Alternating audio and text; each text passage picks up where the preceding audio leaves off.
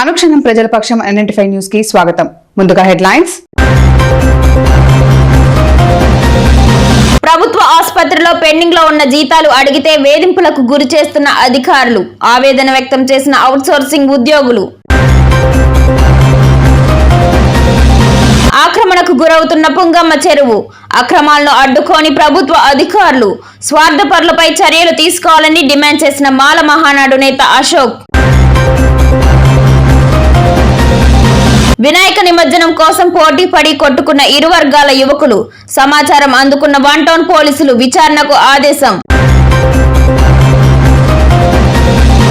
వినాయక స్వామి నిమజ్జనంలో పాల్గొని స్వయంగా ట్రాక్టర్ ని నడిపిన ఎమ్మెల్యే షాజహాన్ బాషా, ఘన స్వాగతం పలికిన బసినికొండ గ్రామ ప్రజలు.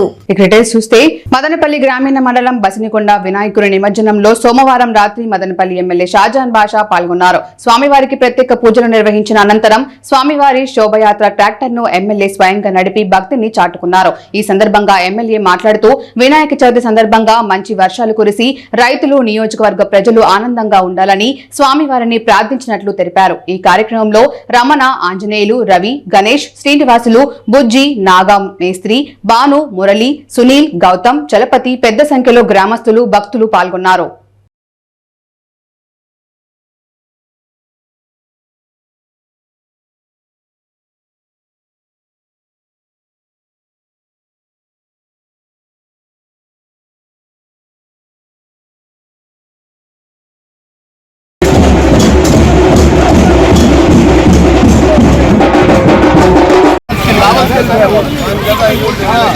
వినాయకుని నిమజ్జనం విషయమై యువకులు బహిరంగ ఘర్షణకు దిగిన ఘటన మదనపల్లిలో జరిగింది. స్థానిక సొసైటీ కాలనీలో భాస్కర్ పాల డిపో సమీపంలో వినాయకుడి మండపం ఏర్పాటు చేశారు. ఈ క్రమంలో సోమవారం పూజలు ముగించారు. సోమవారం నిమజ్జనం చేయాలని ఓ వర్గం, మంగళవారం చేద్దామని మరో వర్గం వాగ్వాదానికి దిగారు. మాట మెరిగి పరస్పరం దాడులు చేసుకున్నారు. ఈ ఘటనపై పోలీసులు విచారణ చేస్తున్నారు. మదనపల్లి జిల్లా సర్వజన బోధన ఆసుపత్రిలో డాక్టర్లు నిర్లక్ష్యంగా వ్యవహరిస్తున్న వైనం, పేషెంట్లను పట్టించుకోని డాక్టర్లు చిట్ చాట్ కార్యక్రమాలలో బిజీ బేజారు అవుతున్న పేషెంట్లు. మదనపల్లి జిల్లా సర్వజన బోధన ఆసుపత్రిలో 124 రూమ్ నెంబర్లో ఉండేటువంటి డాక్టర్ రోగులు వెళ్లిన నిర్లక్ష్యంగా సమాధానం చెబుతూ రోగుల పట్ల నిర్లక్ష్యంగా వ్యవహరిస్తున్నారు.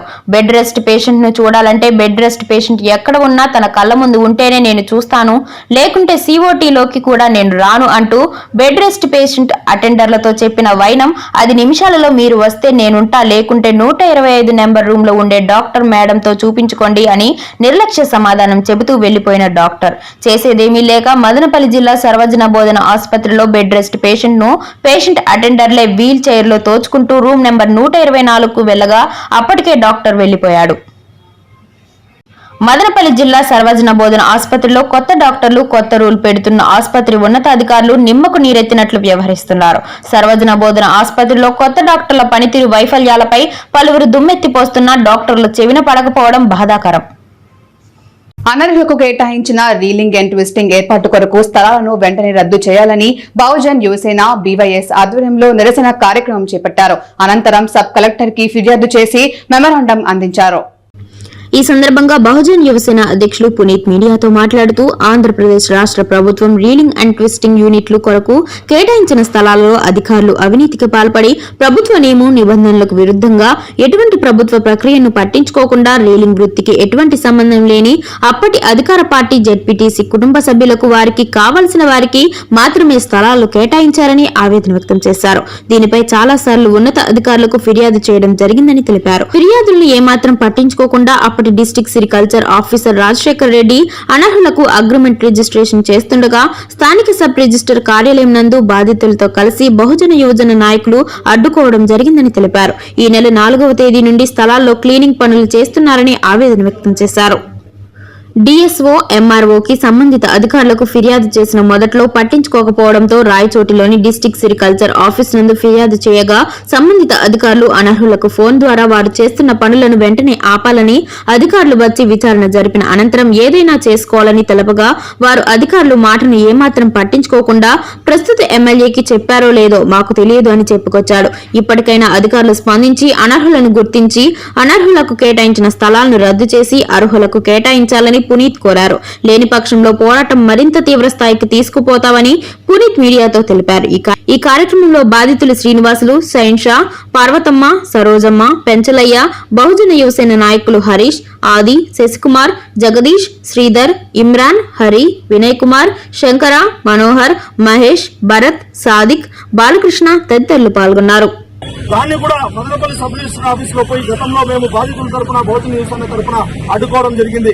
కానీ అప్పుడు ఉన్న డిఎస్ఓ రాజశేఖర్ రెడ్డి గారు మేము ఇప్పుడు రిజిస్ట్రేషన్ చేయడం లేదు, మీ అబ్జెక్షన్ ఉంది కాబట్టి ఒక కమిటీని వేసి విచారణ కమిటీ తర్వాత మేము అర్హులను గుర్తించి అనర్హులను గుర్తించి రిజిస్ట్రేషన్ చేస్తామని చెప్పిన డిఎస్ఓ గారు దొంగగా రహస్యంగా రాయచోట్లోని డిస్ట్రిక్ట్ రిజిస్ట్రేషన్ ఆఫీస్ లో ఎవరైతే అనర్హులు ఉన్నారో వాళ్ళకి మళ్లీ అదే స్థలాలను రిజిస్ట్రేషన్ చేయడం జరిగింది. దానిపై ఏవైతే రిజిస్ట్రేషన్ చేశారో ఎవరికైతే రిజిస్ట్రేషన్ చేశారో వాటిపై బాధితులందరూ కలిసి హైకోర్టులో కేసు కూడా వేయడం జరిగింది. హైకోర్టులో కేసు వేస్తూ ఎవరైతే ఎంటర్ప్రీనర్స్ ఉన్నారో, ఎవరైతే అనర్హులు ఉన్నారో, ఎవరైతే అధికారులు ఉన్నారో అందరికీ కూడా హైకోర్టు నుండి నోటీసులు అయితే సర్వ్ చేయడం జరిగింది. కానీ ఆ నోటీసులకి హైకోర్టు దీనికి ఎలాంటి స్పందన లేకుండా మళ్లీ ఎవరైతే అనర్హులు ఉన్నారో వాళ్ళు కేటాయించిన స్థలాల్లో వాళ్ళు క్లీనింగ్ పనులు చేసుకుంటూ ఉంటే దానికి సంబంధించి మళ్లీ కూడా పోయి డిఎస్ఓ గారికి సంబంధిత అధికారులకు ఫిర్యాదు చేయడం జరిగింది. ఫిర్యాదు చేస్తే వారు ఏమన్నారంటే మేము విచారణ జరుపుతాం, విచారణ జరిపిన తర్వాత మేము వాళ్ళకి కమిటీ వేసి వాళ్ళకి కేటాయిస్తామని చెప్పిన అధికారులు ఏమాత్రం పట్టించుకోకుండా మళ్లీ ఇప్పుడు ఎవరైతే అనర్హులు ఉన్నారో వాళ్ళు ఈ నెల 4వ తేదీ నుండి అక్కడ పనులు చేయడం మొదలు పెట్టారు. పనులు చేయడం మొదలు పెడితే దానికి సంబంధించి 4వ తేదీ నుండి డిఎస్ఓ గారికి, ఎంఆర్ఓ గారికి అందరికీ మేము ఫిర్యాదు చేయడం జరుగుతుంది. కానీ ఏమాత్రం వాళ్ళు స్పందించకపోతే డిఎస్ఓ ఆఫీసు రాయచోట్లోకి పోయి డైరెక్ట్ గా బాధితుల తరఫున పోయి ఫిర్యాదు చేయడం జరిగింది. అప్పుడు డిఎస్ఓ గారు ఏం చెప్పారంటే బాధితులకి మీరు ఇప్పుడు చేస్తున్న పనులు తక్షణం ఆపేసి మేము బుధవారం ఒక కమిటీ ఏడీ మేడం గారితో కమిటీ వస్తాం, బుధవారం మేము వచ్చిన తర్వాత ఆ రిపోర్ట్ ప్రకారం మీరు పనులు చేసుకోవాలని చెప్పి అనర్హులకు చెప్తే ఆ మాటలను ఏ మాత్రం ఖాతరు చేయకుండా ఒక వ్యక్తి అయితే డైరెక్ట్ గా టీఎస్ఓ గారికే చెప్తారు. ఏమని చెప్తారంటే స్థానిక ఎమ్మెల్యే గారు చెప్పారో లేదో మాకైతే తెలియదు, కానీ మాకు స్థానిక ఎమ్మెల్యే గారు చెప్పారు క్లీనింగ్ చేసుకోండి, మేము చేసుకుంటున్నాం, ఏదైనా ఉంటే మీరు స్థానిక ఎమ్మెల్యే గారితో మాట్లాడుకోండి. నిమ్మనపల్లె మండలం తవలం గ్రామం కుమ్మరిపల్లెలో వెలిసిన వినాయక స్వామి నిమజ్జనం కార్యక్రమం ఏర్పాటు చేశారు. గ్రామస్తుల ఆహ్వానం మేరకు శాసనసభ్యులు తనయుడు జునైద్ అక్బరీ, తెలుగుదేశం పార్టీ నాయకులు, కార్యకర్తలతో కలిసి రావడంతో స్వామివారికి ప్రత్యేక పూజలు నిర్వహించారు. అనంతరం భక్తులకు అన్నదాన కార్యక్రమం నిర్వహించారు. గ్రామస్తులకు అభివాదాలు తెలుపుతూ స్వామివారి ఊరేగింపు కార్యక్రమంలో అతి జాగ్రత్తలు పాటించాలని తెలిపారు. ఈ కార్యక్రమంలో గ్రామ సర్పంచ్ రెడ్డప్ప, మాజీ ఎంపీపీలు మీసా రామకృష్ణ, రెడ్డప్ప రెడ్డి, రాజన్న, మల్లప్ప, జనసేన పార్టీ అధ్యక్షులు ప్రదీప్ సింగ్, రెడ్డప్ప, కాసిం ఖాన్, భాషా రెడ్డప్ప, గ్రామస్తులు తదితరులు పాల్గొన్నారు. ప్రభుత్వ సర్వజన బోధన ఆసుపత్రి నందు అవుట్ సోర్సింగ్ కార్మికులు పెండింగ్ జీతాలు అడిగితే వేధింపుల, పండగ పూట కూడా అర్ధ కడుపులతో అలమటించాలని ఆవేదన వ్యక్తం చేసిన అవుట్ సోర్సింగ్ సిబ్బంది. మదనపల్లి సర్వజన బోధన ఆసుపత్రి నందు గత 18 నెలలుగా జీడీఏలుగా, ఓటీ అసిస్టెంట్లుగా, ఆఫీస్ అసిస్టెంట్లుగా విధులు నిర్వహిస్తున్న 26 మంది అవుట్ సోర్సింగ్ కార్మికులకు కొంతమందికి 13 నెలలుగా జీతాలు రాలేదని, అలాగే కొంతమందికి 8 నెలలుగా జీతాలు రాలేదని, వస్తున్న అరాకొర జీతాలు 13,000 రూపాయలు సకాలంలో రాక జిల్లాల్లో వివిధ ప్రాంతాల నుంచి ఉద్యోగ ఉపాధి కోసం మదనపల్లికి వచ్చి ఇండ్లు అద్దెకు తీసుకుని పిల్లలను స్కూల్లో చేర్పించి జీవనం సాగించుకుంటున్నామని, జీతాలు ఏడాదిగా రాకపోవడం వల్ల తమ జీవనం భారంగా మారిందని, తమకు పెండింగ్ లో ఉన్న జీతాలు వెంటనే ఇవ్వాలని గత కొన్ని నెలలుగా స్థానికంగా సూపరింటెండెంట్, స్థానిక శాసనసభ్యులకు, సబ్ కలెక్టర్ గారికి, కలెక్టర్ గారికి, డీసీహెచ్ ఎన్ని వినతులిచ్చినా తమకు న్యాయం జరగలేదని, తమ పిల్లలకు స్కూల్లో ఫీజులు కట్టక, తమ ఇళ్లలో జీవనం జరగక, డ్యూటీ అయిపోయిన తర్వాత విధిలో ఇడ్లీ దోశలు, చిన్న చిన్న పనులు చేసుకుని కడుపు పోషించుకునే పరిస్థితి దాపరించిందని వారు వాపోయారు.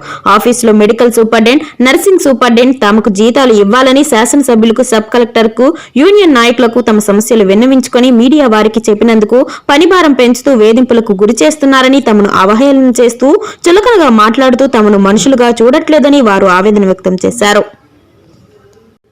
ఈ సందర్భంగా సిపిఐ రాష్ట్ర సమితి సభ్యులు తోపు కృష్ణప్ప మాట్లాడుతూ ఈ ఆసుపత్రి నందు గత 20 నెలలుగా రోగులకు సేవ చేస్తున్న out sourcing contract third party కార్మికులకు సుప్రీంకోర్టు గైడ్ లైన్స్ ప్రకారము సమాన పనికి సమాన వేతనం ఇవ్వాలని, పని భద్రత కల్పించాలని, ఈ కార్మికులందరినీ రెగ్యులర్ చేయాలని, కార్మికుల చట్టాలు అమలు చేయాలని, సకాలంలో జీతాలు ఇవ్వాలని, ఆసుపత్రిలో పనిచేస్తున్న వారిపై అధికారులు కింది స్థాయి కార్మికుల పట్ల ప్రేమ ఆప్యాయతతో వ్యవహరించట్లేదని, చులకన భావంతో వ్యవహరిస్తున్నారని, కనీసం కార్మికులకు నిరసన తెలియజేసే హక్కును కూడా కాలరాస్తున్నారని, తమ సమస్యను చెప్పుకోవడానికి కార్మికులను భయభ్రాంతులకు గురి చేస్తున్నారని, ఇక్కడ పనిచేస్తున్న నర్సింగ్ సూపరింటెండెంట్ ఒంటెద్దు పోకడలు పోతున్నారని విమర్శించారు. మదనపల్లి సర్వజన బోధన ఆసుపత్రి నందు జీతాలు రావాలంటే డబ్బులు చెల్లించుకుంటే జీతాలు వస్తున్నాయని, ఇక్కడ క్లర్క్ గా పనిచేస్తున్న వ్యక్తి ఏమాత్రం అవగాహన లేకుండా విధులను నిర్లక్ష్యంగా వ్యవహరిస్తున్నాడని, కార్మికులను నిర్లక్ష్యంగా మాట్లాడుతున్నారని వారు వాపోయారు.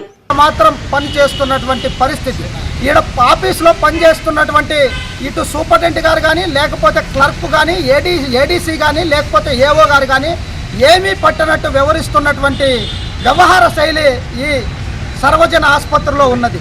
కాబట్టి ఇప్పటికైనా అవుట్సోర్సింగ్ పద్ధతిలో పనిచేస్తున్నటువంటి అప్కాస్కి ఇప్పటిదాకా దానికి సంబంధించినటువంటి ఫైల్స్ కానీ వాటికి సంబంధించినటువంటి డీటెయిల్స్ రాలేదని అప్కాస్ వాళ్ళు చెప్తారు, వీళ్ళు మేము పంపించామని వీళ్ళు చెప్తారు. ఎవరిలో తంతగా ఉందో తెలియనటువంటి అయోమయ పరిస్థితి.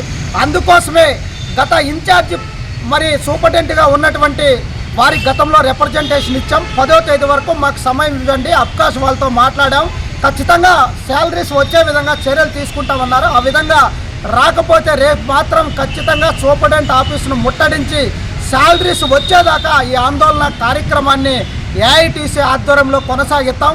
ఎవరిది తప్పు ఉంది, ఎందుకు వీళ్ళకి శాలరీస్ రావటం లేదు, అసలు పని చేయలేదా, పని చేయనటువంటి వాళ్ళకు శాలరీస్ వస్తున్నాయి.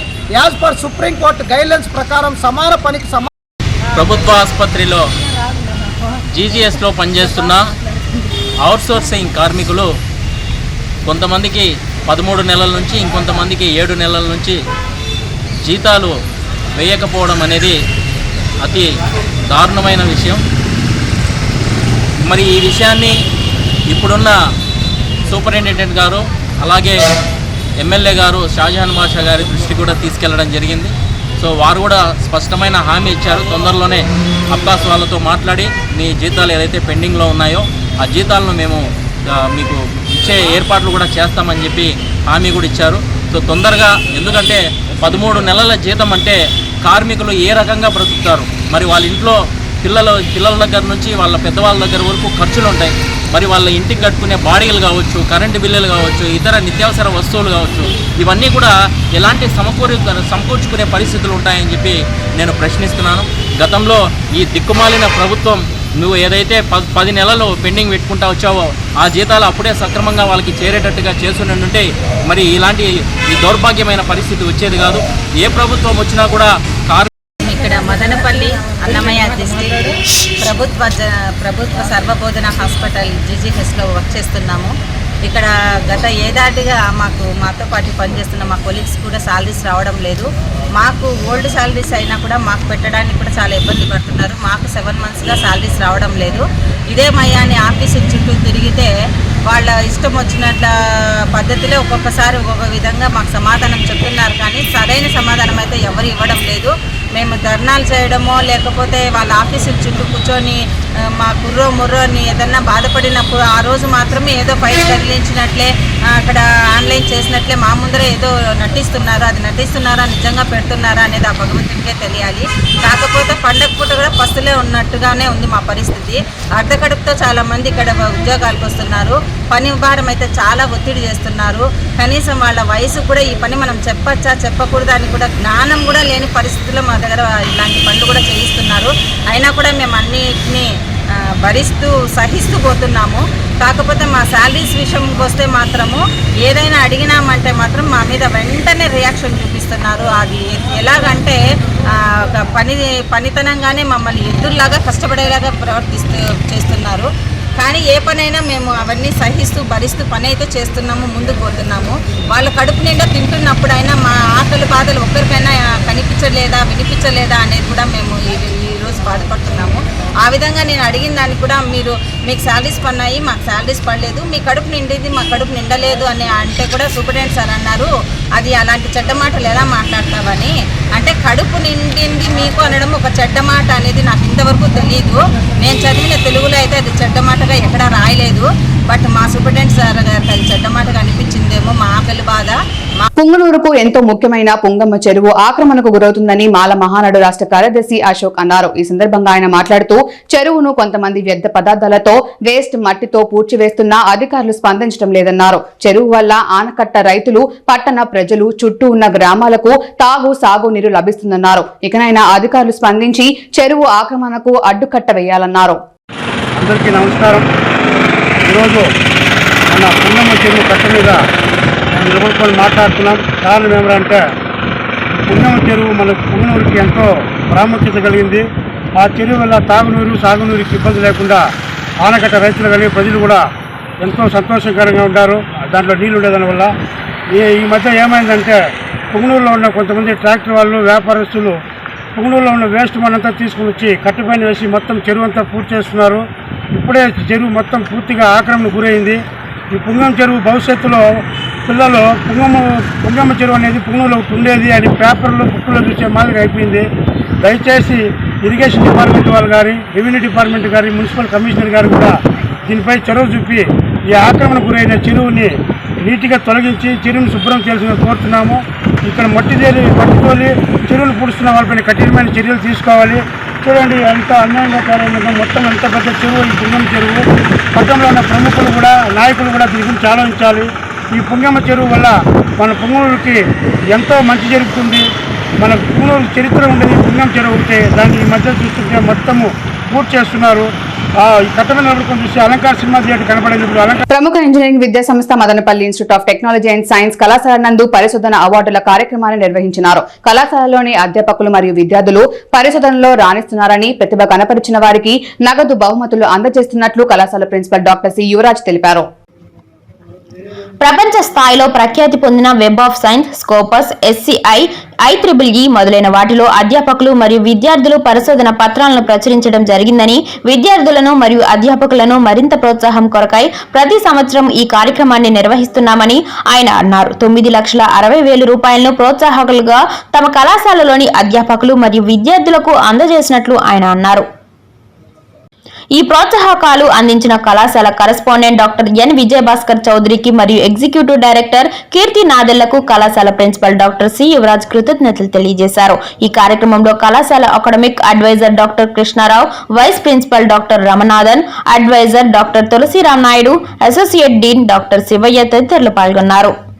పుంగనూరు శ్రీ వెంకటేశ్వర మత్స్య సహకార అధ్యక్షులు కృష్ణమూర్తి మంగళవారం MRO కార్యాలయం నందు డిప్యూటీ తహసీల్దార్ను కలిసి చేపల మార్కెట్ కు స్థలం కేటాయించాలని ఫిషర్ మ్యాన్ సొసైటీ ఆధ్వర్యంలో సభ్యులను చేర్చుకోవడానికి అనుమతులు కోరుతూ వినతి పత్రం అందించారు. దీనికి సానుకూలంగా స్పందించిన డిప్యూటీ తహసీల్దార్ అధికారుల దృష్టికి తీసుకెళ్లి వీలైనంత త్వరగా సమస్యను పరిష్కరిస్తామని తెలిపారు. ఈ కార్యక్రమంలో కమిటీ సభ్యులు కామేశ్వరరావు, దొరస్వామి, రఘుబాబు, ప్రకాష్ పాల్గొన్నారు. పరిశుభ్రత కూడా మత్స్యశాఖ వారు మాకు కేటాయించాలని చెప్పి, దానికి సంబంధించిన కార్యాచరణ చేసి మాకు న్యాయం చేస్తారని చెప్పి డిప్యూటీ తహసీల్దార్ వారికి చెప్పడం జరిగింది. అలాగే మా సహకార సంఘంలో కొంతమంది సభ్యులు దివంగతులైనారు. ఆ స్థానంలో కొత్త సభ్యులను చేర్చుకునేదానికి మేమంతా కలిసి వినతి పత్రం ఇవ్వడం జరిగింది. తహసీల్దార్ గారు సానుకూలంగా స్పందించి రాబోయే కాలంలో కొత్త సభ్యులను చేర్చుకునేదానికి నో ఎంప్లాయ్మెంట్ సర్టిఫికేట్ ఇవ్వాలని చెప్పి కోరినాము. దానికి వారు తప్పనిసరిగా మీకు న్యాయం చేసి మీకు కేటాయిస్తాము అని చెప్పి చెప్పడం జరిగింది. ఇందుకు సంబంధించిన పూర్తి సమాచారం అంతా మీరు మాకు సబ్మిట్ చేయాలని చెప్పి డిప్యూటీ తహసీల్దార్ గారు చెప్పారు. అందులో భాగంగానే మా కమిటీ మెంబర్లంతా ఈరోజు డిప్యూటీ తహసీల్దార్ని కలిసాం. కొన్ని అనివార్య కారణాల వలన తప్పనిసరి పరిస్థితుల్లో సభ్యులను చేర్చుకోవాల్సిన అవసరం ఎంతైనా మా సొసైటీకి ఉండాలి.